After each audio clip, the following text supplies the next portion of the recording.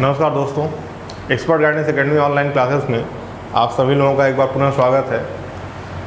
Polity में हम लोग जो डिस्कस कर रहे थे प्रेमल ऑफ द इंडियन कॉन्स्टिट्यूशन, भारतीय संविधान की प्रस्तावना, उसमें हमने प्रस्तावना को देखा, समझा प्रस्तावना में क्या क्या शब्द थे। प्रस्तावना में कुछ शब्दों का जो उल्लेख था, जैसे जिसे प्रस्तावना के हम तत्व बोलते हैं, उसका हम एक एक करके एक्सप्लेनेशन कर रहे थे। प्रीवियस लेक्चर में हम लोगों ने जो भी उसमें कुछ दिया हुआ था, संप्रभुता का मतलब क्या होता है, गणराज्य का मतलब क्या होता है, लोकतंत्र का मतलब क्या होता है, इसको डिस्कस किया। अभी उसी कड़ी में आगे बढ़ते हुए आज हम लोग देखेंगे एक शब्द आता है न्याय, जस्टिस। तो आइए इसको देखते हैं। तो जस्टिस, अब इसमें देखिए जो जस्टिस का मतलब है वो किस प्रकार से जस्टिस की बात की गई। तो यहाँ पर सामाजिक, आर्थिक और राजनीतिक न्याय की बात की जाती है। मतलब कि हर एक व्यक्ति के यहाँ सामाजिक, आर्थिक और राजनीतिक न्याय सुनिश्चित होना चाहिए। और ये जो तत्व हैं, अगर आप इनको देखें तो यह रशियन रेवोल्यूशन से प्रेरित हैं। रूस की क्रांति से ये शब्द लिए गए, या रूस की क्रांति से ये शब्द क्या है, आपके प्रेरित हैं। सामाजिक न्याय की अगर हम बात करें तो समाज में किसी के साथ भी भेदभाव नहीं होना चाहिए, जिसका जो स्तर है उसके अनुसार, ठीक, व्यक्ति जो है अपना काम करे। किसी भी विशेषाधिकारों के, किसी के भी विशेषाधिकारों का उल्लंघन नहीं होना चाहिए। इस प्रकार के न्याय को हम सामाजिक न्याय बोलते हैं। आर्थिक न्याय, हर एक व्यक्ति को काम करने की, अर्थ की व्यवस्था करने की और अपने सारी चीज़ों का प्रबंध करने का जो है अवसर की क्षमता, इसको एक तरीके से हम कह सकते हैं आर्थिक न्याय में वो चीज़ें आती हैं। आर्थिक न्याय में आप एक बात का ध्यान रखिएगा, यहाँ पर सभी वर्ग एक समान नहीं हो सकते, ठीक, ये चीज़ आप समझिएगा। विषमता हर एक समाज में रहती है, लेकिन हमें उन्हीं विषमताओं को क्या करना है, कम करना है। अगर हम राजनीतिक न्याय की बात करें तो यहाँ पर अगर आप राजनीतिक न्याय को देखिए तो जैसे भारत में मताधिकार ही है, तो एक व्यक्ति और एक मत, ठीक, यह क्या है, यह राजनीतिक न्याय को सुनिश्चित करता है। ठीक, एक व्यक्ति, चाहे वो व्यक्ति कोई भी हो, चाहे वो बहुत पैसा वाला हो, चाहे वो बहुत गरीब व्यक्ति हो, या फिर वो किसी उच्च जाति से बिलोंग करता हो या निम्न जाति से बिलोंग करता हो, लेकिन उसके मत का मूल्य क्या होगा, सभी व्यक्तियों के मत का मूल्य बराबर भी होगा, है ना। तो इस प्रकार से राजनीतिक न्याय और भी बहुत सारी चीज़ें हैं। तो ये जो है ये जस्टिस को डिफाइन करता है, और इस तरीके से इस न्याय को सुनिश्चित करते हुए हम राष्ट्र की समृद्धि को सुनिश्चित करते हैं। तो ये संविधान इस चीज़ को सुनिश्चित करने के लिए अलग अलग आर्टिकल के माध्यम से अलग अलग जगहों पर अलग अलग प्रयास करता है, ताकि सामाजिक, आर्थिक और राजनीतिक न्याय, है ना, इस बात को समझिएगा ध्यान से। आप ये प्रश्न एग्जाम में पूछे जाते हैं कि संविधान की प्रस्तावना में किस प्रकार के न्याय की बात की गई है। सामाजिक, आर्थिक और राजनीतिक न्याय की बात की गई है, ठीक। ये तीनों ऑप्शन में दे देगा, चौथा ऑप्शन दे देगा ये चारों, तो ये चारों ही क्या होगा, सही होगा, ठीक। तो इसको आप नोट कर लेंगे। इसके बाद फिर हम लोग आगे चलते हैं। नेक्स्ट है आपका स्वतंत्रता। स्वतंत्रता, और इस स्वतंत्रता की इंग्लिश में मीनिंग होती है लिबर्टी, ठीक। ये फ्रीडम से अलग है, इस बात का आप ध्यान रखिएगा, ठीक। फ्रीडम का मतलब होता है कि या जो आप इंडिपेंडेंस की बात करते हैं वहाँ पर रिस्पॉन्सिबिलिटी शब्द नहीं ऐड होता। यहाँ लिबर्टी का मतलब होता है आपके पास क्या है, कुछ जिम्मेदारियाँ भी हैं, ठीक। तो संविधान की जो प्रस्तावना होती है वो स्वतंत्रता की बात करती है, और स्वतंत्रता इस संदर्भ में यहाँ पर है कि व्यक्ति का, जो व्यक्ति है, इसका संपूर्ण विकास सुनिश्चित किया जा सके, ठीक। और किसी भी व्यक्ति का संपूर्ण विकास, चाहे वो मानसिक हो, शारीरिक हो, बौद्धिक हो, शैक्षिक हो, वो कब होगा, जब वो क्या होगा, स्वतंत्र होगा, यानी व्यक्तिगत चीज़ों पर कोई प्रतिबंध न हो, ठीक। स्वतंत्रता के माध्यम से व्यक्तिगत चीज़ों पर प्रतिबंध को निषेध किया गया है, ठीक। बाकी आप प्रीएम्बल में देखेंगे तो किसी भी व्यक्ति को अभिव्यक्ति, विचार, अभिव्यक्ति, विश्वास, धर्म एवं उपासना की स्वतंत्रता की बात की गई है। मतलब कि व्यक्ति का अपना विचार हो सकता है, आप किसी को किसी तरीके से सोचने के लिए बाध्य नहीं कर सकते। हर एक व्यक्ति क्या अपना अपना एक थॉट प्रोसेस हो सकता है, ठीक। और इसी देखिए, ऐसा नहीं कि कॉन्स्टिट्यूशन बनने के बाद, है ना, भारत में पहले से भी अनेक विचारों को, अनेक सिद्धांतों को महत्व दिया गया है ना।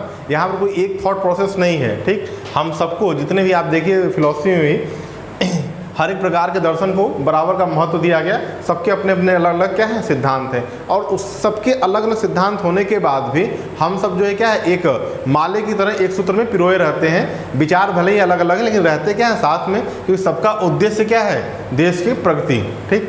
आगे देखिए क्या है, अभिव्यक्ति, यानी कि अपने विचारों को व्यक्त करने को क्या बोलते हैं, अभिव्यक्ति बोलते हैं। तो व्यक्ति को क्या है, अभिव्यक्ति की स्वतंत्रता मिली हुई है। विश्वास के, आप किस पे फेथ रखते हैं। धर्म एवं उपासना की पद्धति, आप किस धर्म को मानते हैं। जैसे जो आप धर्म को अगर आप देखिए तो जो हिंदू, मुस्लिम, सिख, ईसाई, यहूदी, ये जितने भी धर्म आपके हैं, है ना, पारसी, इनमें से आप किसी भी धर्म को मान सकते हैं। इसके लिए आपके ऊपर कोई प्रतिबंध नहीं है, ठीक, न कोई आपके ऊपर दबाव है। हर एक व्यक्ति जो बालिग है वो अपने से अपने धर्म को स्वीकार कर सकता है, ठीक। तो इस प्रकार की स्वतंत्रता की बात की गई है। इसको सुनिश्चित करने का प्रावधान आप देखेंगे तो मौलिक अधिकारों में, मौलिक अधिकार के तहत जो फंडामेंटल राइट हैं, मौलिक अधिकार के तहत इस स्वतंत्रता को सुनिश्चित करने का प्रयास किया गया है, और न्यायालय के द्वारा मौलिक अधिकारों को प्रवर्तनीय भी बनाया गया है। न्यायालय द्वारा प्रवर्तनीय मतलब कि न्यायालय इसको लागू करवाएगा, है ना। और जब भी कभी व्यक्ति के इन स्वतंत्रता के अधिकारों का हनन होगा तो आप न्यायालय में जा सकते हैं, न्यायालय उसकी पूरी सुरक्षा आपको देगा, ठीक। तो इस तरह से हमने स्वतंत्रता शब्द को डिफाइन किया। नेक्स्ट देखिए, इक्वलिटी यानी समता की बात की गई है, ठीक। तो भारतीय संविधान की जो प्रस्तावना है वह हर एक व्यक्ति को पद, प्रतिष्ठा एवं अवसर के समानता की बात करता है। प्रतिष्ठा एवं अवसर की समता या समानता की बात की जाती है यहाँ पर। और यहाँ पर अगर आप देखें तो समानता के 3 आयाम हैं भारतीय संविधान में। एक है सामाजिक समानता है, दूसरा आर्थिक समानता है, तीसरा राजनीतिक समानता है, ठीक। सामाजिक समानताओं को अगर हम देखें तो किसी व्यक्ति पर आप जाति, धर्म, उसके वंश या लिंग के आधार पर आप भेदभाव नहीं करेंगे। किसी भी सार्वजनिक स्थानों पर उसे जाने से आप नहीं रोकेंगे। यानी जब हम फंडामेंटल राइट, फिर से मौलिक अधिकार की यहाँ पे चर्चा करेंगे, जब हम मौलिक अधिकारों को पढ़ेंगे तो मौलिक अधिकार में अनुच्छेद 14, 15, 16, 17 और 18, यानी 14 से लेकर के आर्टिकल 18 तक के जो अनुच्छेद हैं, यह भारतीय समाज में समानता को इस्टेब्लिश करते हैं, ठीक। हालांकि इसमें सभी प्रकार की समानताएं आ जाएंगी, चाहे वो सामाजिक हो, आर्थिक हो, चाहे राजनीतिक हो, ठीक। थोड़ा सा इसको समझ लेते हैं। सामाजिक समानता का मतलब किसी भी सार्वजनिक स्थान पर जाने से किसी भी व्यक्ति को आप किन किन आधारों पर, तो लिंग, धर्म, वंश, है ना, ठीक, इन आधारों पर आप व्यक्ति को क्या है, कहीं जाने से उनके साथ रोक टोक आप नहीं कर पाएंगे, है ना। इसमें एक और आता है जन्म, ठीक। इन आधारों पर आप भेदभाव नहीं कर सकते,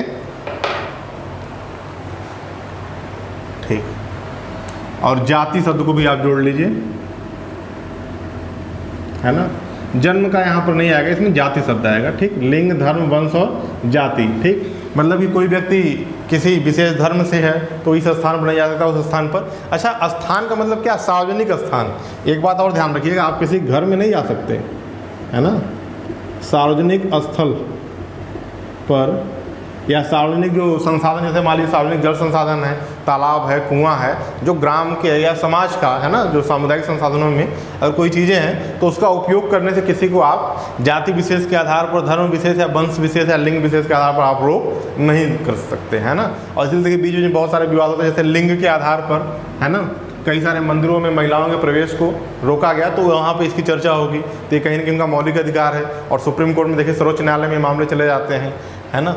तो इस तरीके से बाकी सामाजिक समानताओं को स्थापित करने के लिए, इसको सुनिश्चित करने के लिए आपके यहाँ देखिए SC/ST एक्ट भी आया, जिसको सुप्रीम कोर्ट के हस्तक्षेप के बाद फिर से है ना लागू किया गया। तो इस प्रकार की सामाजिक समानताओं की बात की गई है। आर्थिक समानता की बात है तो यहाँ पर देखिए इसको समझना पड़ेगा, यहाँ पर आर्थिक समानता अवसर की समानता से संबंधित है। ठीक, कई बार हम आर्थिक समानता का मतलब ये समझ लेते हैं कि हर एक व्यक्ति संसाधनों में बराबर हो जाए, ऐसा नहीं है, बल्कि हर एक व्यक्ति को अर्थ की व्यवस्था करने की, अर्थ को अर्न करने की या पैसा कमाने की जो अवसर हैं वह सबको समान रूप से मिले। ठीक, बाकी जिसके पास जितनी योग्यता होगी वो उसके हिसाब से उसको क्या करेगा, गेन करेगा, लेकिन अवसर सबको मिलना चाहिए, है ना। इसलिए आप देखिए जैसे लोक नियोजन में क्षमता का अधिकार है ना, अनुच्छेद 16 के तहत दिया गया, तो इस तरीके की बातें की गई। तो ये अवसर की समानता की बात है। और राजनीतिक समानता आप देखते हैं, हर एक व्यक्ति अगर वो किसी भी, जैसे हर एक पद के लिए एक योग्यता होती है, प्रधानमंत्री पद की अपनी एक योग्यता होती है, सांसद विधायकों की योग्यता होती है, उस योग्यता को जो खुद संविधान के द्वारा ही निर्धारित है, अगर वह उसको क्या करता है, उस अर्हता को धारण करता है, तो वह कोई भी चुनाव लड़ सकता है। इस आधार पर आपके साथ कोई भेदभाव नहीं कर सकते कि नहीं तुम फलाने धर्म के हो नहीं लड़ सकते, फलाने वंश के हो नहीं लड़ सकते, है ना। ठीक, और इन्हीं समानताओं को स्थापित करने के लिए कई बार देखिए आपको, अब जैसे इसमें एक शब्द आता है आरक्षण, तो ऐसा लगता है कि आरक्षण समानता का विरोध करता है, ऐसा नहीं है। आरक्षण समानता को सुनिश्चित करने के लिए लाया जाता है। ठीक, जब सरकार को या शासन प्रशासन को ऐसा लगता है कि कोई भी जाति विशेष या कोई भी धर्म विशेष या कोई लिंग विशेष, है ना, समाज में क्या है अभी भी वो मेन स्ट्रीम से यानी मुख्य धारा से नहीं जुड़ पाया है, तो शासन प्रशासन उसके लिए क्या करता है, युक्त प्रबंध करता है, और रिजर्वेशन भी उसी का एक उदाहरण है।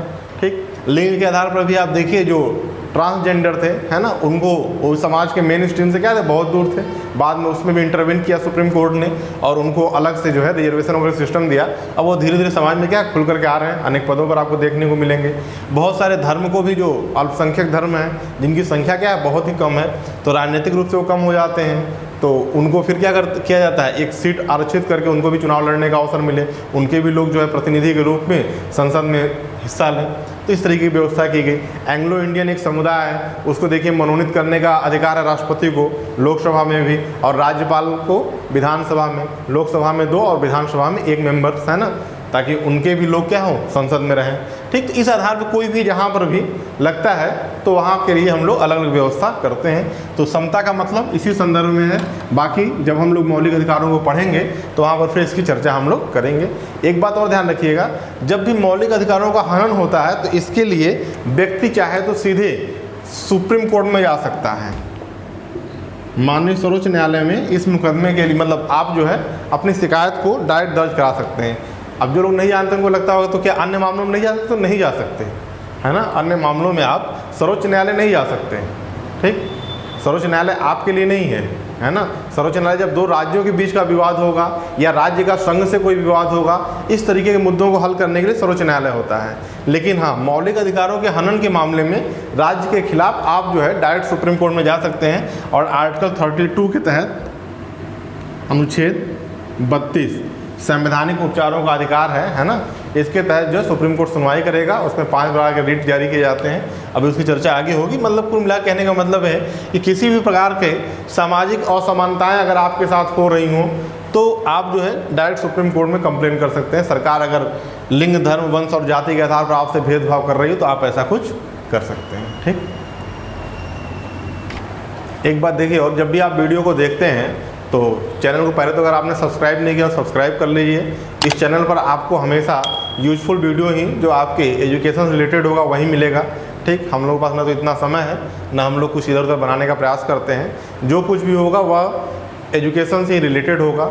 दूसरी बात, जितना आप जो लोग सब्सक्राइब कर चुके हैं उसको क्या करें, लाइक करते रहें। और कहीं कोई डाउट होता है तो आप कमेंट बॉक्स में पूछें, उसका हम लोग जहाँ तक संभव रिप्लाई ज़रूर करते हैं। ठीक, तो चैनल को सब्सक्राइब और लाइक जरूर कर दें। आइए देखते हैं, नेक्स्ट है हमारा बंधुता, फ्रेटर्निटी।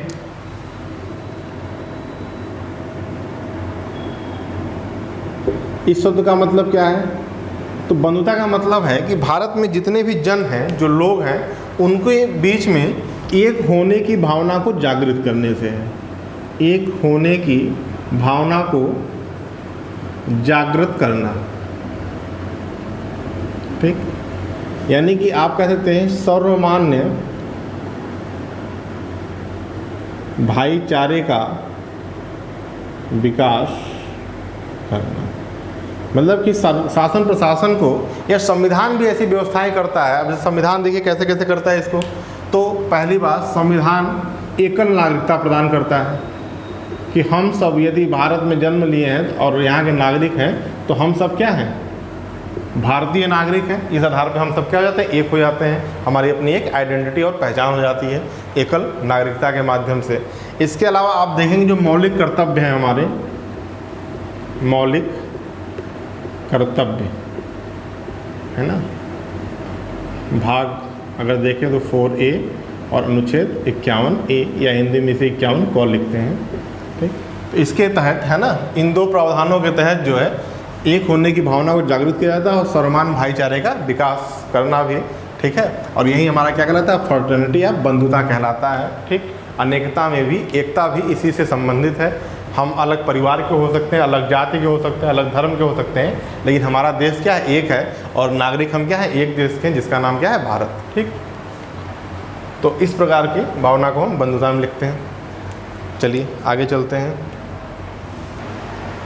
चलिए आइए देखिए, व्यक्ति की गरिमा, डिग्निटी ऑफ इंडिविजुअल्स है ना। इसके लिए अगर आप देखिए तो आप जब संविधान सभा में एक व्यक्ति थे KM मुंशी, वो कहते हैं कि जो भारत का संविधान है, ऐसा नहीं कि वह सिर्फ लोकतंत्र की मौजूदगी को ही सुरक्षित करने के लिए है ना, बल्कि यह व्यक्ति के, जो भारत का व्यक्ति है, उसका अपना भी क्या है, एक चरित्र है, उसका अपना भी क्या है, एक सम्मान है। यानी कि व्यक्ति का व्यक्तित्व भी क्या है, पवित्र है, ऐसा वो मान कर चलते हैं। यानी व्यक्ति का क्या है, अपना एक डिग्निटी है, व्यक्ति का व्यक्तित्व पवित्र है। जब आप ऐसा मानते हैं, नहीं, आप व्यक्ति को क्या करते हैं, सम्मान देते हैं। और डिग्निटी ऑफ लाइफ को भी इसी से जोड़ा गया। और आर्टिकल 21 में आप देखेंगे जीवन जीने का अधिकार इसको कहा जाता है।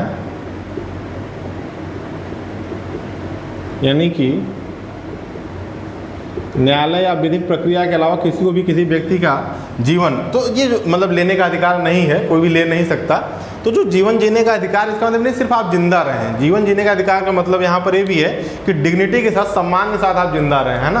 और इसको बहुत एक्सप्लेन किया गया है। ठीक, इस पॉइंट को, इसकी व्याख्या कई बार सुप्रीम कोर्ट ने की और बहुत सारे केस ऐसे हुए। जैसे व्यक्ति को सोने का अधिकार इसी में दिया गया कि व्यक्ति जब सोएगा तभी वह स्वस्थ रहेगा, है ना। जब वो स्वस्थ रहेगा तभी यानी वो अच्छे से जीवन जी पाएगा। तो वो भी इसी के तहत परिभाषित हो गया आपका, है ना। तो जीवन जीने का अधिकार ये बहुत अपने आप में क्या है, ब्रॉड है। इसी के तहत आप देखेंगे प्राकृतिक सुंदरता, यानी जो प्राकृतिक पर्यावरण है उसको भी बनाए रखने की बात की गई, वह भी इसी के तहत आ जाता है। क्योंकि जब विविधताएं होंगी तभी व्यक्ति क्या होगा, उसको देखेगा, उसका मन चित्त प्रसन्न रहेगा और एक स्वस्थ दिमाग का क्या होगा, विकास होगा। तो डिग्निटी ऑफ लाइफ में सब कुछ जुड़ जाता है। तो ये भी मौलिक अधिकार के द्वारा ही सुरक्षित किया जाता है, व्यक्ति की गरिमा, है ना। तो जो संविधान है वह भारत के लोगों को सिर्फ रहने या लोकतंत्र की मौजूदगी को सुरक्षित नहीं कराता, बल्कि उनके व्यक्तित्व की गरिमा को भी क्या करता है, सुनिश्चित करता है। ठीक, व्यक्ति की गरिमा। इसके बाद देखेंगे नेक्स्ट है हमारा राष्ट्र की एकता और अखंडता को। देखिए, जब जिन परिस्थितियों में देश हमारा आज़ाद हुआ और संविधान लागू हुआ, तो 1947 में आप जानते हैं कि आपको जो भारत मिला था वो भारत नहीं बल्कि विभाजित भारत था। और विभाजित भारत मिला था और संप्रदाय के आधार पर जो विप्लव हम लोगों ने देखा था, उसी अनुभवों से सीखते हुए संविधान में ऐसी व्यवस्था की गई कि आगे चल कर पुनः हमारा राष्ट्र यानी हमारा देश खंडित न हो। ठीक, तो इसलिए राष्ट्र की एकता और अखंडता की बात की गई। हालांकि जब मूल संविधान लागू हुआ था तो वहाँ पर राष्ट्र की एकता की बात की गई थी। अखंडता शब्द 42वें संविधान संशोधन 1976 के बाद इसमें जोड़ा गया। तो आप जानते हैं कि जो हमारा नेशन है, unity and integrity of nation, तो अगर हम अपने नेशन को देखें तो ये क्या है, एक बहुलवादी संस्कृति को संरक्षित करता है। बहुलवादी संस्कृति, है ना। कहा भी जाता है हमारे यहाँ छोटी छोटी दूरियों पर भाषा वाणी क्या हो जाती है, बदल जाती है। तो संस्कृति यही होता है, आदमी का खान पान, पहनावा, बोलचाल, रिचुअल्स, है ना। तो बहुलवादी संस्कृति है, इसके आधार पर यहाँ पर क्या है, बहुत सारी विविधता है, बहुत सारी विविधता है। लेकिन इस विविधता में भी हमें यूनिटी यानी कि अपनी एकता को बनाए रखना है और मौलिक कर्तव्यों के माध्यम से इसको सुनिश्चित करने का प्रयास किया जाता है। मौलिक कर्तव्यों के माध्यम से इसको बनाए जाने का प्रयास किया जाता है। ठीक, तो एकता और अखंडता को अक्षुण्ण रखने के लिए मौलिक कर्तव्य जो हैं, अभी चर्चा हमने इसकी की थी भाग 4A अनुच्छेद 51A में, जो आपके फंडामेंटल ड्यूटीज़ हैं, यह भी आपके यूएसएसआर से यानी रसिया से लिया गया है मौलिक कर्तव्य। ठीक, और ये न्यायालय द्वारा प्रवर्तनीय तो नहीं है, मतलब बाध्य नहीं है, लेकिन हर एक व्यक्ति को अपनी एक ड्यूटी होनी चाहिए अपने राष्ट्र के प्रति भी। ठीक, देखिए ये जो टॉपिक हम लोगों ने अभी डिस्कस किया, elements of Indian constitution preamble यानी प्रस्तावना, जो भारतीय संविधान की प्रस्तावना है उसके तत्व के, ऐसे देखने में बड़ा आसान लगता है, लेकिन इससे जब प्रश्न आते हैं तो गलती होने की संभावना आपकी बढ़ जाती है। जैसे अगर आपसे यही प्रश्न पूछ दिया जाए कि राष्ट्र की एकता और अखंडता को निम्नलिखित में से संविधान में कौन सा भाग सुनिश्चित करता है, और वहाँ पर आपको ऑप्शन देते फंडामेंटल राइट्स, फंडामेंटल ड्यूटी, तो ओवरऑल देखने से लगता है कि सब करते होंगे, लेकिन वास्तव में उसका आंसर क्या होगा? मौलिक कर्तव्य होगा। ठीक, इस प्रकार के प्रश्न जब आ जाते हैं तो वहाँ पर थोड़ा सा आपको ध्यान रखना होगा। बाकी प्रैक्टिस सेट जब हम कराएंगे तो वहाँ पर ऐसे क्वेश्चन आपको मिलेंगे। तो ये हो गया संविधान की प्रस्तावना। अब इसके बाद हम देखेंगे प्रस्तावना की उपयोगिता क्या है और प्रस्तावना में किस प्रकार के संशोधन संभव है या नहीं है। चलिए आइए देखते हैं द इम्पोर्टेंस ऑफ प्रीएम्बल, प्रस्तावना की उपयोगिता क्या है। तो सबसे पहले जो भारतीय संविधान की प्रस्तावना है, यह संविधान के विस्तृत विवरण का एक संक्षिप्त रूप है ना। छोटे में आप जान सकते हैं कि इस पूरे संविधान में जो विश्व का सबसे बड़ा लिखित संविधान है उसका उद्देश्य क्या है, इसको आप छोटे रूप में प्रस्तावना को पढ़ करके उसकी व्याख्या करके आप समझ सकते हैं। प्रीएम्बल को संविधान की आत्मा कहा जाता है। हालांकि देखिए ये थोड़ा डिबेटेबल है। एक और प्रश्न यहाँ से पूछा था, संविधान की आत्मा जनरली तो प्रस्तावना ही है, लेकिन डॉक्टर भीमराव अंबेडकर के शब्दों में अगर आप देखेंगे कि संविधान की आत्मा, तो वह संवैधानिक उपचारों का जो अधिकार है अनुच्छेद 32 को मानते हैं, तो वहाँ तो थोड़ा ध्यान रखिएगा इस बात का। हालांकि प्रीएम्बल को ही संविधान की आत्मा माना गया है। क्यों माना गया है? क्योंकि इससे संविधान के दर्शन की स्पष्ट झलक मिलती है। ठीक, जो प्रीएम्बल है वह पूरे संविधान के मूल उद्देश्य को, उसके विजन को क्लियर कर देता है, पूरा परिभाषित कर देता है। इसके बाद भारतीय संविधान की प्रस्तावना में राजनैतिक, धार्मिक व नैतिक मूल्यों का उल्लेख किया गया है। अनुच्छेदों की स्पष्टीकरण में क्या है? सहायक है। देखिए जब भी कभी भी, हालांकि देखिए इसको या पूरे संविधान को स्पष्ट करने का जो अधिकार है वो संविधान मतलब कि सर्वोच्च न्यायालय को मिला हुआ है। ठीक, लेकिन जब भी कभी किसी अनुच्छेद का स्पष्टीकरण करने में सर्वोच्च न्यायालय अपने आप को असमर्थ पाती है, तो वह उस अनुच्छेद को प्रस्तावना की भाषा से जोड़ करके उसको स्पष्टीकरण करती है। इसीलिए यहाँ पर लिखा गया कि अनुच्छेदों के स्पष्टीकरण में सहायक। ठीक, जब भी कोई अनुच्छेद अस्पष्ट होता है तो उसको क्लैरिफाई करने के लिए संविधान की प्रस्तावना का सहारा लिया जाता है। तो यानी संविधान की प्रस्तावना जो है क्या है, वह किसी भी अस्पष्ट अनुच्छेद के को स्पष्ट करने में सहायक की भूमिका निभाता है। इसके बाद देखिए संविधान की प्रस्तावना हमारे दीर्घकालिक सपनों का विचार है। यह कौन कहता है? तो यह सर अल्लादी कृष्ण स्वामी अय्यर के शब्दों में, यानी उन्होंने ये बात कही थी। ठीक, अय्यर महोदय ने कहा था कि संविधान की जो प्रस्तावना है यह हमारे दीर्घकालिक सपनों का विचार है। यह स्टेटमेंट भी पूछा गया एग्जाम में कि यह बात किसने कही थी, तो सर अल्लादी कृष्ण स्वामी अय्यर साहब ने यह बात कही थी। ठीक, हमारे संप्रभु प्रजातांत्रिक गणतंत्र की जन्म कुंडली संविधान की प्रस्तावना है। यह बात के.एम. मुंशी साहब ने की थी। के.एम. मुंशी साहब ने क्या कहा कि जो भारतीय संविधान की प्रस्तावना है वह हमारे संप्रभु प्रजातांत्रिक गणतंत्र की जन्म कुंडली है ना। तो इन सब स्टेटमेंट के आधार पर आप देखिए कि प्रस्तावना क्या है, एक उपयोगी पार्ट है ना भारतीय संविधान का। एक बात और ध्यान रखिएगा, ये भी प्रश्न था कि क्या प्रस्तावना भारतीय संविधान का भाग है या नहीं है। तो भारतीय संविधान का भाग है। अभी हम लोग आगे इसकी चर्चा करेंगे। संविधान की प्रस्तावना में संशोधन हो सकता है, नहीं हो सकता, कौन सा संशोधन हुआ और किस तरीके की विवाद हुए, इसको आप नोट कर लें, फिर आगे चर्चा करते हैं। अब ये देखिए सबसे इम्पॉर्टेंट और सब लास्ट टॉपिक है जो काफ़ी इंटरेस्टिंग भी है।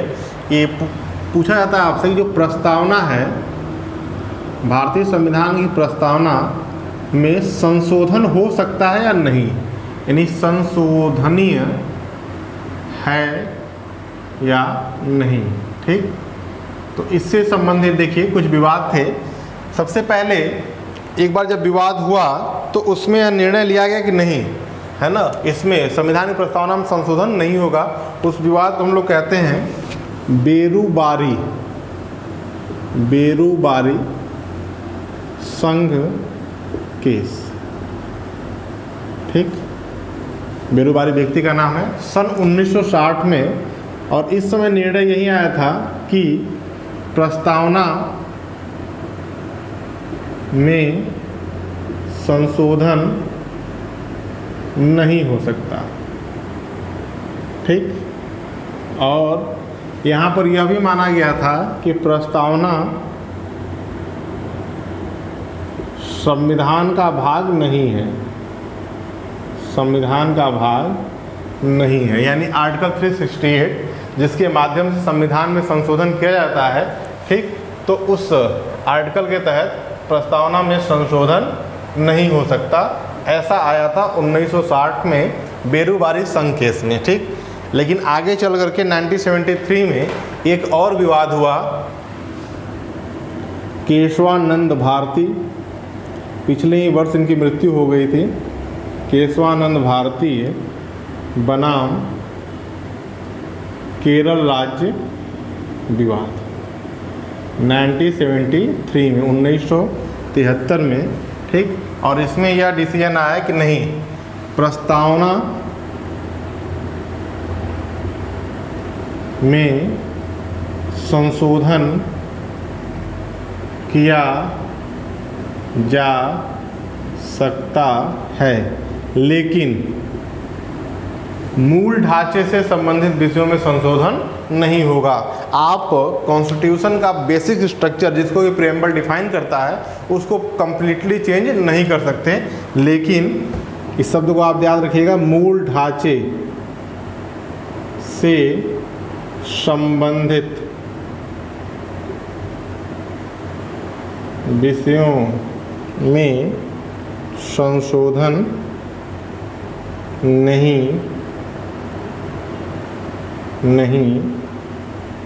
किया जा सकता। ठीक, यह माना गया केशवानंद भारती बनाम केरल राज्य विवाद में।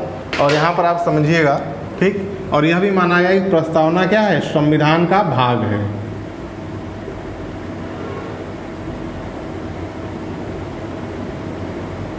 अगर आपसे पूछा है वर्तमान समय में क्या स्थिति है, तो इसी बात को माना गया है ना। यह माना गया है कि जो प्रस्तावना है अभी वर्तमान समय में सुप्रीम कोर्ट यानी सर्वोच्च न्यायालय यही मानता है कि प्रस्तावना संविधान का भाग है,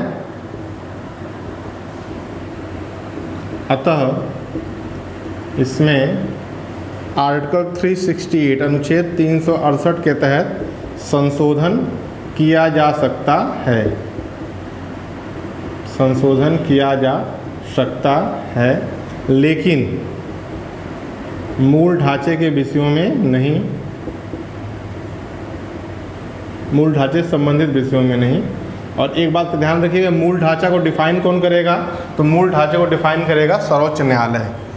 कौन से विषय मूल संविधान के मूल ढांचे को एक्सप्लेन करते हैं, ये कौन डिसाइड करेगा, सर्वोच्च न्यायालय की संवैधानिक पीठ इस बात को डिसाइड करेगी। ठीक, तो ये रहा फाइनली।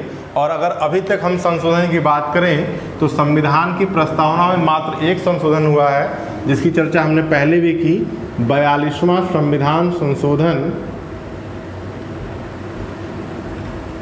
1976 में। ठीक, 42वां संविधान जिसे हम लोग मिनी कॉन्स्टिट्यूशन भी बोलते हैं। ठीक, तो बहुत कुछ इसमें बदला गया था, तो वहाँ पर यहाँ पर भी बदला गया था। और इस संशोधन के बाद भारतीय संविधान की प्रस्तावना में पंथ निरपेक्ष, समाजवादी और अखंडता शब्द जोड़ा गया था। ठीक, जहाँ एकता था, एकता और अखंडता कर दिया गया, और भारत को संप्रभु, पंथ निरपेक्ष, समाजवादी, है ना, लोकतांत्रिक गणराज्य बनाने के लिए। तो इस तरीके से 3 शब्द इसमें जोड़े गए। ठीक, मात्र एक संशोधन अभी तक हुआ है ना। और यहाँ पर पंथ निरपेक्ष, जो धर्मनिरपेक्ष के रूप में भी आप उसे जानते हैं। तो देखिए, जो निरपेक्ष यहाँ पे धर्मनिरपेक्ष शब्द है, ये 3 प्रकार की निरपेक्षता दिखाई जाती है। कुछ राज्य ऐसे होते हैं जिनको हम बोलते हैं नास्तिक राज्य, ठीक। नास्तिक राज्य वे राज्य हैं जो धर्म का विरोध करते हैं, ठीक, जो धर्म का क्या करते हैं, विरोध करते हैं। कुछ होते हैं सैद्धांतिक राज्य। सैद्धांतिक राज्य वे राज्य होते हैं जिनका अपना एक विशेष धर्म होता है। अगर इसमें आप देखें तो जैसे श्रीलंका है, श्रीलंका में बुद्धिस्टों का धर्म है ना, सिंगली जो लोग हैं, ठीक, तो सैद्धांतिक राज्य हो गए। लेकिन धर्मनिरपेक्ष राज्य वे होते हैं जो धर्म के मामलों में तटस्थ रहते हैं, ठीक, किसी भी विशेष धर्म को संरक्षण नहीं देते, सभी धर्मों के साथ समान व्यवहार रखते हैं। और उसके उदाहरण में क्या हो जाएगा, भारत हो जाएगा। तो यही है पंथ निरपेक्ष शब्द की परिभाषा जो भारत के लिए अलग से गढ़ी गई थी, ठीक, इस बात का आप ध्यान रखेंगे। तो इस तरीके से प्रीएम्बल में जितना संभव हो सकता था उतना हमने आपके सामने हर एक तथ्यों को रखा, ढंग से आपको एक एक पॉइंट समझाया गया प्रीएम्बल में। और यहाँ से अब किस प्रकार से क्वेश्चन बनेंगे प्रैक्टिस सेट के माध्यम से, वह भी आपके सामने दिया जाएगा। अभी देखिए जो संविधान के विकास के चरण थे उसके हमने प्रैक्टिस सेट बनाया था 24 क्वेश्चनों का, जिसको डिस्कस भी कर दिया गया। उसका भी वीडियो आपको प्लेलिस्ट में मिल जाएगा, लिंक पर जाकर के आप वहाँ से भी चीज़ों को देखें। प्रैक्टिस सेट 2 भी जल्द आने वाला है, उसका प्रैक्टिस सेट 3rd में प्रीएम्बल की हम लोग बात करेंगे। अब इसके बाद जो है संविधान के जो मूल अनुच्छेद हैं भाग 1 से हम पूरे संविधान को पढ़ना प्रारंभ करेंगे, ठीक। तो आप रेगुलर बने रहिए, चैनल को सब्सक्राइब करिए, लाइक करिए, अपने ग्रुप में शेयर कीजिए, ठीक, और जितना अधिक से अधिक उससे पढ़ाई कीजिए। Thank you.